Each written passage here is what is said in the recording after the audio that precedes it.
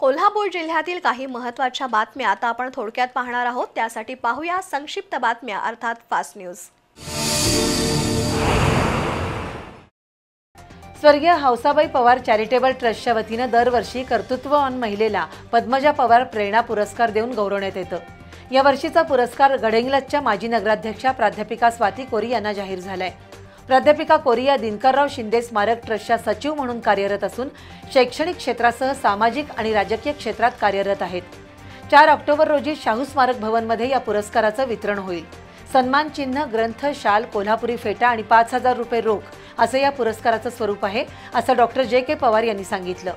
माजी आमदार के.पी. पाटील यांच्या हस्ते पुरस्कार प्रदान केला जाईल।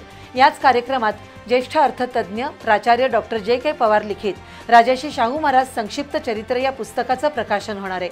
पत्रकार परिषदेला डॉक्टर दिग्विजय पवार, बी.ए. पाटील, पांडुरंग माळी उपस्थित होते। हातकणंगले तालुक्यातील तळंदगे इथं प्रकाश आवाडे शिक्षण संस्था संचलित धनपाल भोजकर हायस्कूलमध्ये 50 विद्यार्थी आहेत। मात्र शाळेचे अध्यक्ष, प्रभारी मुख्याध्यापक आणि काही शिक्षकांनी संगनमत करून अवैधरित्या 100 मुलांचे दाखले जोडून या शाळेत 150 विद्यार्थी शिकत असल्याचं भासवलंय। त्यातून शिक्षक भरती, पोषण आहारासह अन्य शासकीय योजनांचा लाभ उठवण्याचं षडयंत्र या मंडळींनी रचलंय। या सर्वांनी शासनाची फसवणूक केली आहे, त्यामुळे शाळेच्या कारभाराची चौकशी करावी अशी मागणी तळंदगेचे रहिवासी शीतल शिरहट्टी यांनी पत्रकार परिषदेत केली आहे। शाळेत पुरेशी पटसंख्या नसेल तर शिक्षकांच्या जागा भरता येत नाहीत, त्यामुळेच बोगस दाखले आणि विद्यार्थी संख्या दाखवून शासनाची फसवणूक केल्याचा आरोप शिरहट्टी यांनी केलाय। याबाबत चौकशी व्हावी, अन्यथा आमरण उपोषण करण्याचा इशारा शिरहट्टी यांनी दिलाय।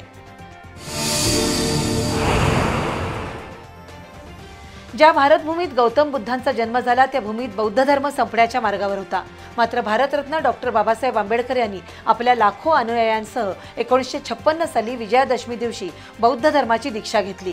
या निमित्त कोल्हापूर जिल्ह्यातील बौद्ध धर्मीयांच्या वतीनं गेली 10 वर्ष विजयादशमीला पेठ, वडगाव ते माणगाव या मार्गावर वाहन रॅली काढण्यात येते। यावर्षी 2 ऑक्टोबर रोजी धम्मचक्र परिवर्तन दिनाला 69 वर्ष पूर्ण होत आहेत। त्यानिमित्त धम्मचक्र परिवर्तन महारॅली आयोजित केली आहे। जिल्ह्यातील सर्व बौद्ध बांधवांनी त्यामध्ये सहभागी व्हावं असं आवाहन समविचारी परिवर्तन चळवळीचे रणजित केळुसकर, निखिल कांबळे यांनी केले। पत्रकार परिषदेला पी.एस. चोपडे, सुरेश कांबळे, महेश बावडेकर उपस्थित होते।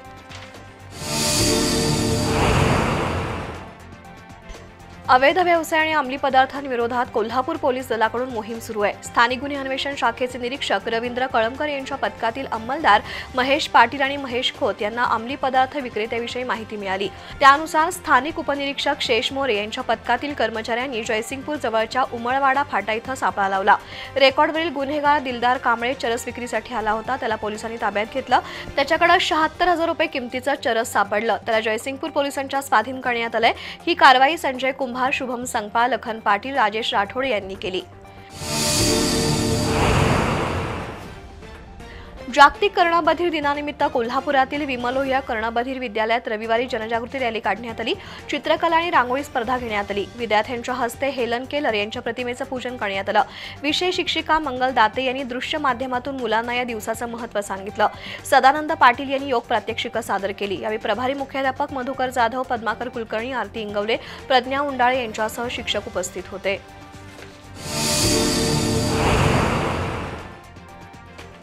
पाचगाव रायगड कॉलनीमधील मृत्युंजय मित्रमंडळाच्या दुर्गामातेची आरती खासदार धनंजय महाडिक यांच्या हस्ते करण्यात आली। या मंडळानं अत्यंत भव्य असा देखावा साकारलाय। त्याची पाहणी करून खासदार महाडिक यांनी मंडळाच्या कार्यकर्त्यांचं कौतुक केलं। यावेळी महिला मेळावाही पार पडला। खासदार महाडिक यांनी केंद्र आणि राज्य शासनाच्या विविध योजना महिलांना सांगितल्या। यावेळी मृत्युंजय मित्रमंडळाचे अध्यक्ष भारत तोडकर, युवराज माने, विशाल तांबडे, गणेश पाटील, तन्मय भोपळे, विनायक गायकवाड यांच्यासह कार्यकर्ते उपस्थित होते।